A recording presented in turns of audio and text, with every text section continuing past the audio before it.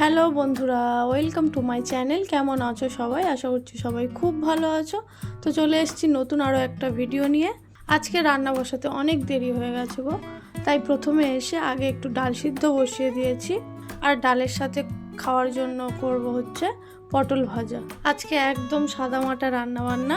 আসলে সবজি বাজারটা শেষ হয়ে গেছে, আমার বাড়িতে সবজিপাতি তেমন কিচ্ছু নেই।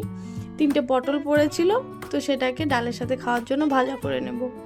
এখানে অল্প একটু মাছের ডিম নিয়েছি, মাছের ডিমের বড়া বানাবো। যেহেতু বড়া বানাবো তো অল্প একটুখানি বেসন তো দিতে হবে। ডিমটা যেহেতু খুবই সামান্য, তাই অল্প একটু বেসন দিলাম। এবার ওর মধ্যে পরিমাণ মতো নুন, হলুদ আর সামান্য একটু লঙ্কার গুঁড়ো আর খুব কম পরিমাণে বেকিং সোডা দিয়ে ভালোভাবে মাছের ডিমটাকে মাখিয়ে নিচ্ছি। মাছের ডিম ভাজলে দেখবে একটু শক্ত মতো হয়, খাওয়া সোডাটা দিলে নরম হবে। বড়াটার মধ্যে একটুখানি পেঁয়াজ, কাঁচা লঙ্কা, একটু রসুন কুচি দিলে ভালো হতো। আমি দিলাম না, কারণ এটা আমার বরের জন্য বানাচ্ছি, আমার বর এগুলো দিলে খাবে না। চলো, বক বক করতে করতে কড়াতে তেল দিয়ে দিয়েছি। আগে একটুখানি পেঁয়াজ ভেজে নিচ্ছি, ডালের মধ্যে সম্বার দিয়ে দেব। এবার আগে মাছের ডিমের বড়াটা ভেজে নেব। কড়াতে তেল দিয়ে বড়াগুলোকে ছোট ছোট আকারে তেলের মধ্যে ছেড়ে দিচ্ছি।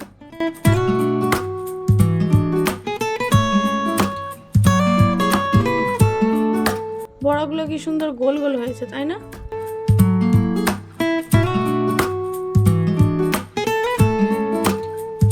বড়াগুলো সুন্দর লাল লাল করে ভেজে নিয়েছি, তুলে নিই।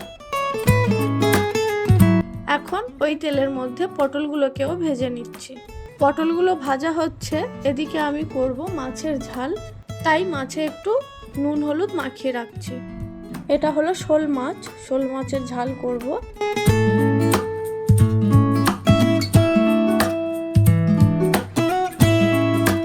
দেখো পটলটা ভাজা হয়ে গেছে, তুলে নিলাম। এখন কড়াতে আরো একটু তেল অ্যাড করে দিলাম। এবার মাছগুলোকে ভেজে নেব।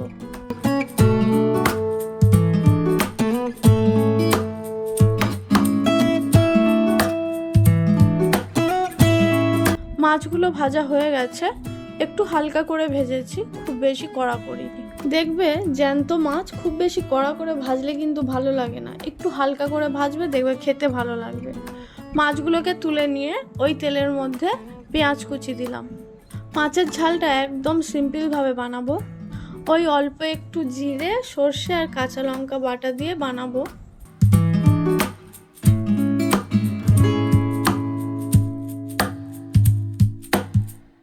পেঁয়াজটা একদম হালকা করে ভেজে নিয়েছি। এবার ওর মধ্যে নুন, হলুদ আর লঙ্কার গুঁড়ো দিলাম। তার সাথে জিরে, সর্ষে, কাঁচা লঙ্কা বাটাটাও দিয়ে দিলাম। এর মধ্যে একটু টমেটো হলে ভালো হতো, কিন্তু আমার কাছে ছিল না, তাই দিইনি। মশলাটাকে একটু কষিয়ে নিচ্ছি।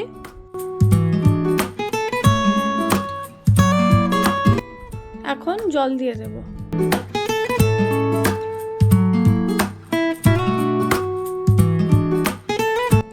ঝোলটা অল্প ফুটতে শুরু করেছে, এবার মাছগুলোকে তুলে দিচ্ছি।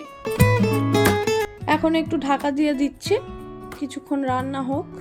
শোল মাছ তো একটু সিদ্ধ করতে হবে, কারণ শোল মাছটা একটু শক্ত ধরনের মাছ হয়। তো বেশ অনেকক্ষণ ঢাকা দিয়ে রান্না করলাম। এবার মাছের ঝোলটা বোধহয় হয়ে গেছে। নুন ঝালটা একটু চেক করে নিলাম, সবই ঠিক আছে। এবার নামিয়ে নেব।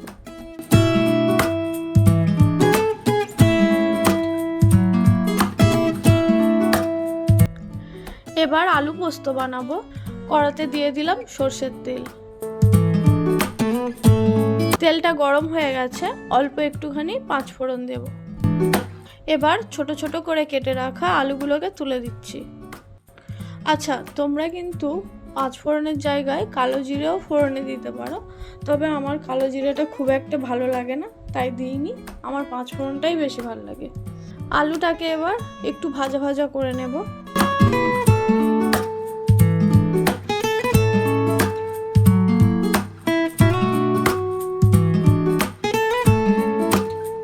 আলুটা হালকা লাল লাল করে ভেজে নিয়েছি। এখন এর মধ্যে নুন, হলুদ আর লঙ্কার গুঁড়ো দিয়ে দেব।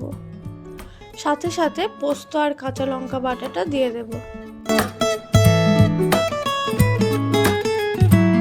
এবার সব কিছুকে একটু ভালোভাবে নাড়িয়ে চাড়িয়ে নেব। জানো তো, আলু পোস্তটা আমি নিজের জন্য বানাচ্ছি, বেশ ঝাল ঝাল করে আলু পোস্তটা বানাবো, তাই জন্য ঝালের পরিমাণটাও আমি একটু বেশি দিয়েছি। চলো এবার এর মধ্যে জল দিয়ে দিচ্ছি। আমি খুব অল্প পরিমাণে জল দিচ্ছি, কারণ আমি মাখা মাখা করব না, একটু শুকনো শুকনো করে আলু পোস্তটা রাখবো। তোমরা যদি মাখা মাখা করতে চাও তাহলে তোমরা তোমাদের মতো জলটা একটু বুঝে দিয়ে দিও। এবার একটুখানি ঢাকা দিয়ে রাখছি, আলুটা সিদ্ধ হোক। এমনিতে আলুটা অর্ধেক সিদ্ধ হয়ে রয়েছে, আর একটুখানি ঢাকা দিয়ে রাখলে পুরোটা সিদ্ধ হয়ে যাবে। আলু পোস্ত হয়ে গেছে, এবার নামিয়ে নেব। তো বন্ধুরা, এই ছিল আমার আজকের রান্না বান্না। আমার এই রান্নাগুলো তোমাদের কেমন লাগলো অবশ্যই কিন্তু কমেন্ট করে জানিও। আর হ্যাঁ, এই মেনুগুলোর মধ্যে তোমাদের কার কোন মেনুটা সবথেকে বেশি পছন্দের সেটাও জানিও। আজকের এই ভিডিওটা যদি তোমাদের ভালো লাগে অবশ্যই কিন্তু একটা লাইক করে দিও, আর আমার চ্যানেলটিকে সাবস্ক্রাইব করে দিও। আজকে এই পর্যন্তই রইল, দেখা হচ্ছে পরের ভিডিওতে। টাটা।